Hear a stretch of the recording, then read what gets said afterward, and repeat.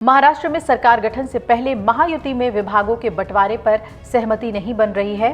गृह मंत्री अमित शाह के आवास पर गुरुवार को देर रात तक चली बैठक में भी विभाग बंटवारे के फॉर्मूले पर सहमति नहीं बन पाई। इसके बाद महायुति के नेताओं को मुंबई में विभागों के बंटवारे पर सहमति बनाकर दिल्ली आने के लिए कहा गया है। हालांकि बैठक में शाह ने देवेंद्र फडणवीस को सीएम बनाने का संकेत जरूर दे दिया है। अमित शाह और बीजेपी अध्यक्ष जेपी नड्डा ने महायुति के नेताओं, कार्यवाहक सीएम शिंदे, अजीत पवार और देवेंद्र फडणवीस से अलग अलग मुलाकात की थी। पवार के साथ बैठक में एनसीपी के कार्यवाहक अध्यक्ष प्रफुल्ल पटेल और महाराष्ट्र इकाई के अध्यक्ष सुनील तटकरे भी शामिल थे। सीट बंटवारे के जिस फॉर्मूले पर चर्चा हुई उस पर सहमति नहीं बन पाई और लंबे समय तक चले मंथन के बाद शाह ने महायुति के सदस्यों को विभागों की गुत्थी सुलझाने के लिए मुंबई में फॉर्मूला तय करने के लिए कहा।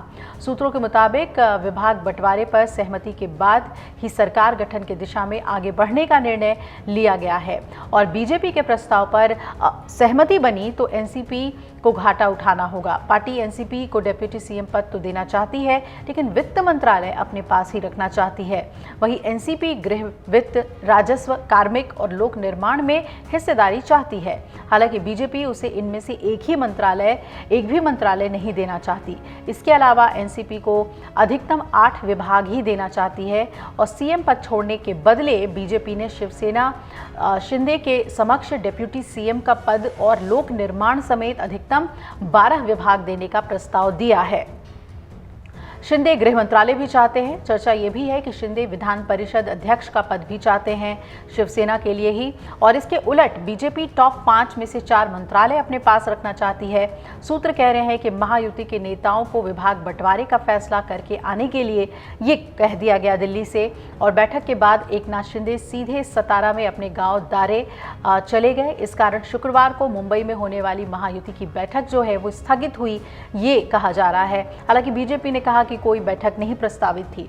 शिंदे ने कहा कि महाराष्ट्र के सीएम पर 1-2 दिन में फैसला हो जाएगा। शिंदे ने यह भी कहा कि वो सरकार गठन में बाधा नहीं बनेंगे और प्रधानमंत्री नरेंद्र मोदी और शाह के लिए उनके लिए हुए निर्णय का पालन करेंगे। उन्होंने ये भी कहा कि दिल्ली में शाह और नड्डा के साथ बैठक अच्छी रही। हमारा गठबंधन पूरी तरह सकारात्मकता से भरा है और हम जनता के जनादेश का सम्मान करेंगे। शिवसेना नेता संजय शिरसाट ने कहा कि अगर निवर्तमान मुख्यमंत्री एकनाथ शिंदे उप मुख्यमंत्री का पद स्वीकार नहीं करते हैं तो ये पद उनकी पार्टी के किसी और नेता को दिया जा सकता है। शिरसाट ने यह भी कह दिया कि शिंदे निश्चित रूप से केंद्रीय मंत्री के रूप में केंद्र में नहीं जाएंगे, वो महाराष्ट्र में ही रहेंगे। महाराष्ट्र में नई सरकार के गठन का जो पेंच है वो अब सुलझने के बजाय उलझता जा रहा है और शुक्रवार की बैठक टलने के बाद तो अब रविवार को बीजेपी विधायक दल की बैठक होने की संभावना है। उसके बाद महायुति की बैठक बुलाई जाएगी। सूत्र बता रहे हैं कि बीजेपी विधायकों की बैठक में 2 केंद्रीय पर्यवेक्षक मुख्यमंत्री पद को लेकर विधायकों की राय लेंगे और इसी दौरान विधायक दल का एक नेता चुना जाएगा। इसके बाद महाराष्ट्र के अगले मुख्यमंत्री के नाम की घोषणा कर दी जाएगी और ये भी चर्चा है कि दिल्ली में शाह और नड्डा के साथ बैठक में एकनाथ शिंदे को केंद्रीय मंत्री बनने का ऑफर दिया गया है। अगर शिंदे ये प्रस्ताव स्वीकार करते हैं तो महाराष्ट्र में शिवसेना का दूसरा कोई नेता उप मुख्यमंत्री बन सकता है। दिल्ली बैठक के बाद महाराष्ट्र के तीनों नेता देर रात मुंबई वापस आए थे और शिंदे के शनिवार को गांव से वापस मुंबई आने की संभावना है।